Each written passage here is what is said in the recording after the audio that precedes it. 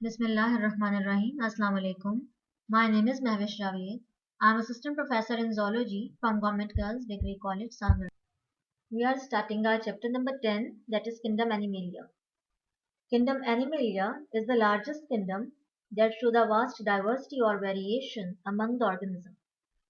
It includes all the animals from sponges to chordates. The modern system of classification, which was proposed by Robert Whittaker, according to him, the protozoa belongs to kingdom Protoctista, while the true animals are placed in kingdom Animalia. Some of the basic characteristics of all animals are they are aquatic, terrestrial, aerial, and parasitic in nature. The lake salvoi, they are multicellular and eukaryotic. They are heterotrophs. Most of them are motile, but few are sessile.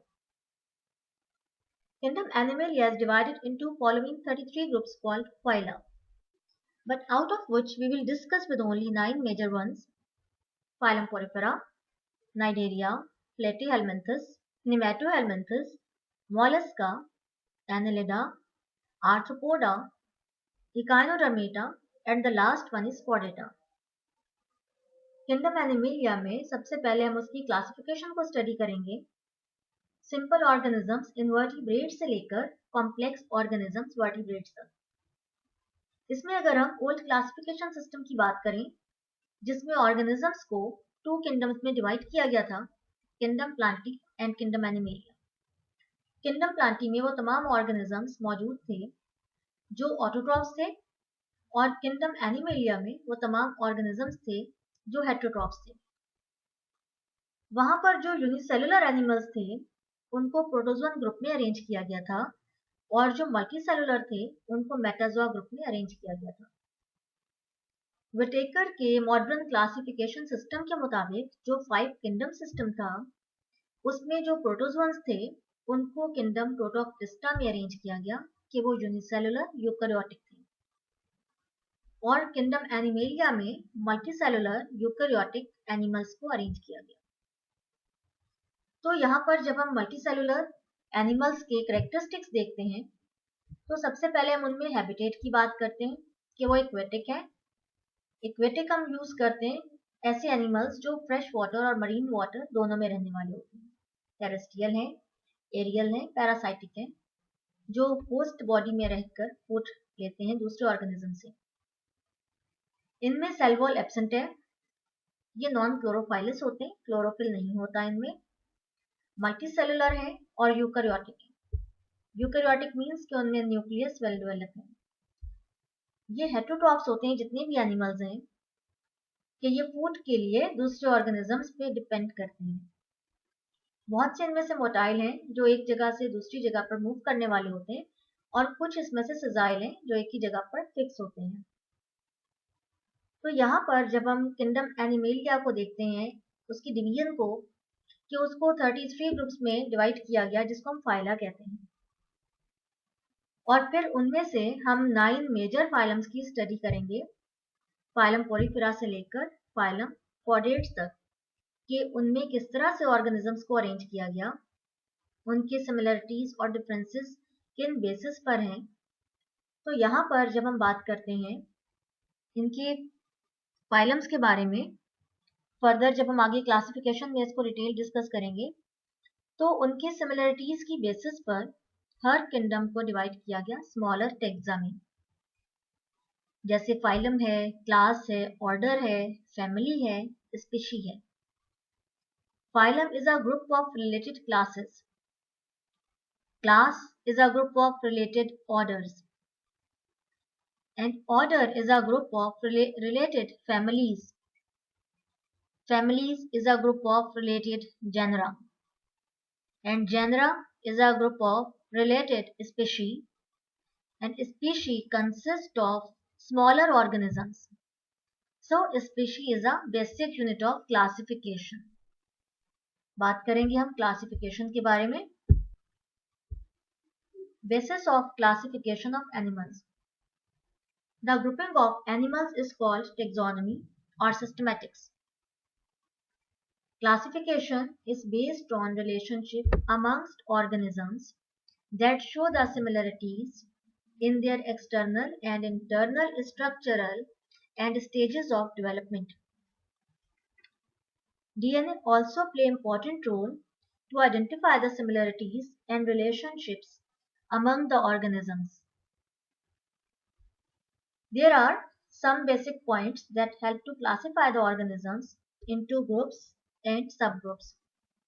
Cellular organization, embryonic layers, symmetry, coelom, developmental pattern and the fate of blastopore.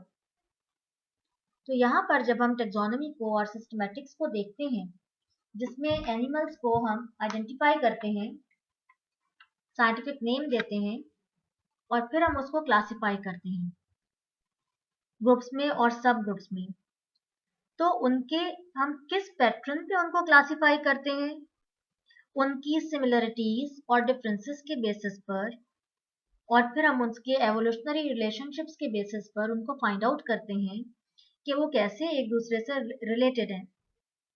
जैसे हम यहाँ पे simple example लेते हैं sparrows की। Sparrows are closely related to pigeon than insects.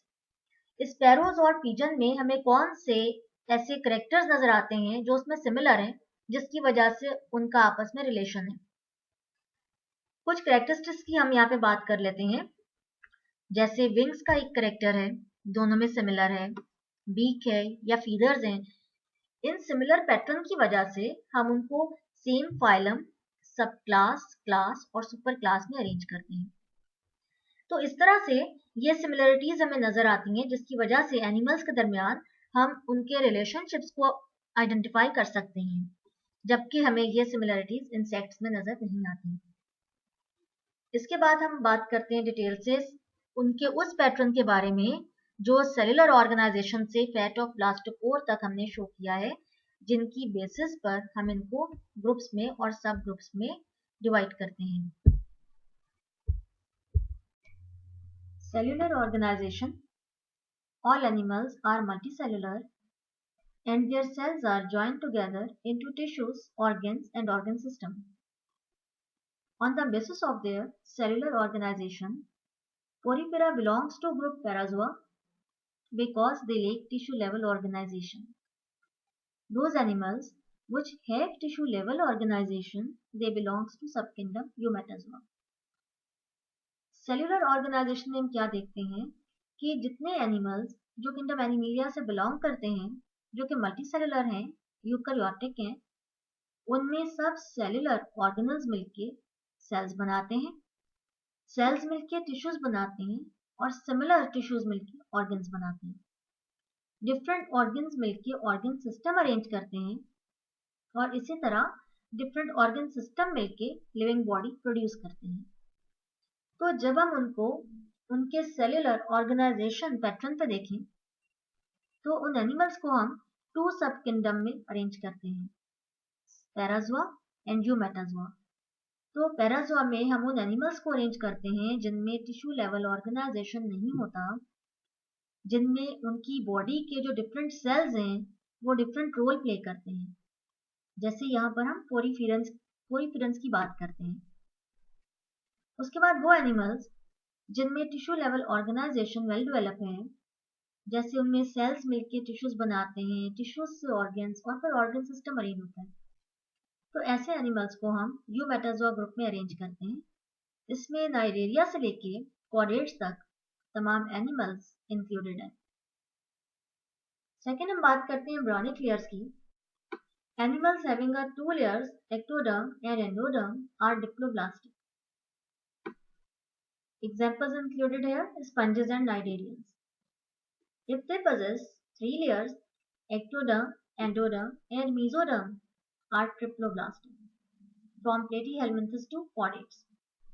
अब वो animals जिनमें टू लेयर्स हैं, जर्मिनल लेयर्स, आउटर एक्टोडर्म और इनर एंडोडर्म, वो डिप्लोब्लास्टिक होंगे। Diplo means two, blastic means cell layers. इसी तरह वो एनिमल्स जिनमें थ्री जर्मिनल लेयर्स हैं तो उनको हम ट्रिप्लोब्लास्टिक कहेंगे। ट्रिप्लो मीन्स थ्री और ब्लास्टिक मीन्स सेल लेयर्स। तो उसके बाद हम बात करेंगे सिमेट्री की। Symmetry is an overall shape of an animal body. Symmetry को हम डिवाइड करेंगे 3 मेन कैटेगरीज में। Asymmetry occurs when the body can't be divided into similar sections, for example, sponges. अब जब हम इसमें asymmetry की बात करते हैं पहले, तो ऐसे एनिमल्स जिनकी बॉडी की कोई पर्टिकुलर शेप नहीं होती, वो ट्यूबुलर भी हो सकते हैं, वो वॉज लाइक भी हो सकते हैं, तो उनको हम किसी भी सिमिलर सेक्शन से अगर डिवाइड करें तो वो इक्वल पार्ट्स में डिवाइड नहीं हो सकती, इसलिए हम इसमें स्पंजेस की एग्जांपल लेते हैं। उसके बाद हमारे पास radial symmetry. Radial symmetry occurs when any plane which passes through the body center and divided into two equal parts from every direction. It is called radial symmetry. For example, cnidarians and echinoderms, their body is flattened with oral and aboral surfaces. ऐसे animals की example हम लेंगे जिनकी body flattened है और उनको अगर हम सेंटर से किसी भी डायरेक्शन में डिवाइड करें तो वो इक्वल पार्ट्स में डिवाइड हो जाते हैं। थर्ड पे हम बात करेंगे बायलैटरल सिमेट्री के बारे में। Bilateral symmetry occur when animals can be divided into equal halves along a single plane right and left side. Example vertebrates. ऐसे तमाम एनिमल्स जिसमें हम उनकी बॉडी को किसी वन लॉन्गिट्यूडिनल एक्सिस से डिवाइड करें तो वो इक्वल पार्ट्स में डिवाइड हो जाता है, उसको हम कहते हैं बायलैटरल सिमेट्री। इसके बाद हम बात करते हैं सिलोम के बारे में। Coelom is commonly called body cavity. It is divided into following 3 main parts, acoelomates, coelomates and pseudocoelomates. Acoelomates उन एनिमल्स को कहा जाता है जिनमें जो सेल्स की 2 लेयर्स हैं, एक्टोडर्म और एंडोडर्म, उनके दरमियान जो स्पेस होती है उसको हम बॉडी कैविटी कहते हैं, और वो कैविटी जो है वो फिल्ड है सेल्स के साथ, जिसकी वजह से इनमें स्पेस नहीं है। तो ऐसे एनिमल्स जिनमें बॉडी कैविटी नहीं होती उनको हम कहते हैं एसिलोमेट्स। एग्जाम्पल हम यहाँ पे लेते हैं पोरीफेरेंस की और प्लेटीहेल्मिन्थस की। सेकेंड पे हम बात करते हैं सीडोसिलोमेट्स के बारे में। सीडोसील मतलब false cavity. The space between the body wall and digestive tube is called pseudocele, and this cavity is not lined with completely mesoderm, so mesoderm is scattered anywhere. For example, roundworm, जिसमें completely mesoderm arrange नहीं है, scattered form में है, तो ऐसे animals को हम कहते हैं कि इनमें फॉल्स कैविटी है, ये सीडोसील्स कहलाते हैं। नेक्स्ट हम बात करते हैं सिलोम के बारे में। सिलोमेट्स वो एनिमल्स होते हैं जिसमें ट्रू सिलोम वेल डेवलप होता है, and the cavity present between the body wall and alimentary canal, it is lined with the mesoderm from all sides. उनमें जो कैविटी प्रेजेंट है उसके साइड्स पर तमाम साइड्स के मेसोडर्मल सेल्स की अरेंजमेंट है, and mesodermal cells is split into 2 layers, parietal and visceral. The mesodermal cells split into 2 layers, and the cavity between these 2 layers are coelom, true coelom. तो वो जो sales है हमारे पास parietal और visceral mesodermal sales, parietal वो sales हैं जो ectodermal outer layer है उसके इनर साइड पे सेल्स अरेंज होते हैं, जिसको हम पैरिटल सेल्स कहते हैं, और विजरल वो होते हैं जो इनर साइड पर होते हैं, जो एलिमेंट्री कैनाल को कवर करते हैं एंडोडर्मल पोर्शन में। तो उनके दरमियान जो कैविटी होती है उसको हम कहते हैं ट्यूसिलोम। तो यहाँ पर जो हमारे पास ट्यूसिलोम में एनिमल्स इंक्लूडेड हैं एनिलिडा से लेके कॉर्डेट्स तक, जिनमें हम ज़्यादा कॉम्प्लेक्सिटी देखने को मिलती है। वजह क्या है कि सिलोमेट्स में digestive system, reproductive system, nervous system, circulatory system और ऑर्गन्स वेल डेवलप होते हैं। इस वजह से हमें उन एनिमल्स में ज़्यादा कॉम्प्लेक्सिटी देखने में मिलती है, जिसकी वजह से हम इनको सिलोमेट्स कहते हैं। नेक्स्ट हम बात करते हैं डेवलपमेंटल पैटर्न के बारे में। The process of progressive changes in which sperm and egg are fused to form zygote. It will grow by cell division to produce first an embryo and then fully formed animal is known as development.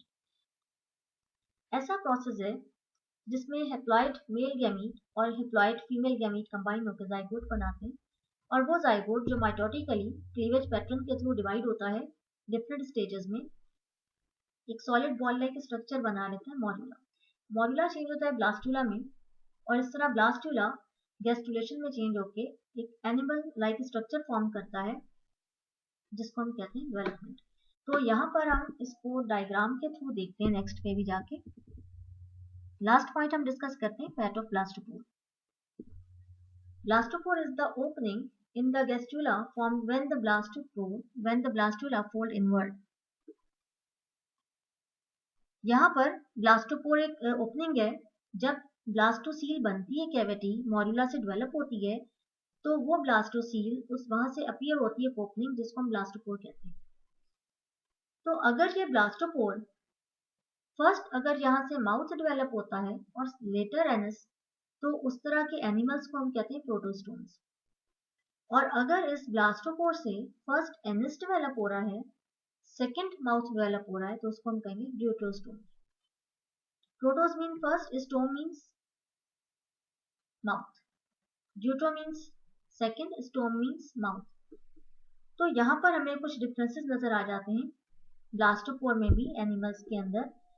जिस तरह cellular organisation में हमने बात की, embryonic layers में, symmetry में, coelom में, developmental pattern में, तो ये तमाम वो पॉइंट्स हैं जिनमें हमने देखा कि एनिमल्स में किस तरह से सिमिलरिटीज और डिफरेंसेस मौजूद हैं, हम कैसे उनको डिटरमाइन कर सकते हैं, और उनके दरमियान जो एवोल्यूशनरी हिस्ट्रीज हैं उनको कैसे हम फाइंड आउट कर सकते हैं कि वो कौन से ग्रुप्स और सब ग्रुप से बिलोंग करते हैं। नेक्स्ट हम डायग्राम देखते हैं डेवलपमेंटल पैटर्न से related. In this diagram, we can see how cell grows and change into different stages. Here is a diploid cell zygote which divide mitotically by cleavage pattern into 2 cell stage, then 4 cell stage and 8 cell stage. Then it becomes a solid ball-like structure is called morula. Morula develops a fluid-filled cavity is called blastocele, and it creating a hollow ball stage of cells is called blastula. When blastula fold inward at a particular point, it is called gastrula, which having an opening is called blastopore. At this stage, 3 germ layers are formed. These 3 germ layers is going to produce different organs and organ system of adult animals. यहाँ हमने देखा diagram के through कि कैसे एक diploid cell mitotically cleavage pattern के through different stages में divide होता हुआ मॉड्यूला में कन्वर्ट होता है, फिर ब्लास्टुला में और फिर गैस्ट्रुला में। कौन कौन सी चेंजेस आती हैं इसमें मॉड्यूला से लेकर गैस्ट्रुला में। जैसे मॉड्यूला से अपीयर होती है ब्लास्टोसील कैविटी और फिर सेल चेंज होता है ब्लास्टुला में जाकर, जहां से वो इनवर्ड फोल्ड होना स्टार्ट हो जाता है, इन्वेजिनेशन स्टार्ट होती है और एक ब्लास्टोपोर ओपनिंग अपीयर होती है। 3 जर्मिनल लेयर्स अराइज होती हैं गैस्ट्रुलेशन में, जहां पे डिफरेंट ऑर्गन्स और ऑर्गन सिस्टम एडल्ट एनिमल के प्रोड्यूस होते हैं। So these all are the basic stages of animal development, that is starting from male and female gametes and finally resulting in developing embryo. ये वो तमाम हमने stages देख लिए, वो तमाम मेन पॉइंट्स देख लिए जिनकी बेसिस पर जिनकी सिमिलरिटीज और डिफरेंसेस की बेसिस पर या एवोल्यूशनरी रिलेशनशिप्स की बेसिस पर हम ऑर्गेनिज्म को डिटरमाइन कर सकते हैं, उनको डिफरेंट सब ग्रुप्स में और ग्रुप्स में अरेंज कर सकते हैं। तो यहाँ पे आज का ये हमारा था इंट्रोडक्टरी लेक्चर जो कंप्लीट हुआ इधर। अगर इसमें कोई बात आपको नहीं समझ आई या कोई क्वेश्चन आप पूछना चाहते हैं तो आप ज़रूर पूछ सकते हैं। नेक्स्ट इंशाल्लाह हम स्टार्ट करेंगे phylum Porifera. Thank you, wish you best of luck.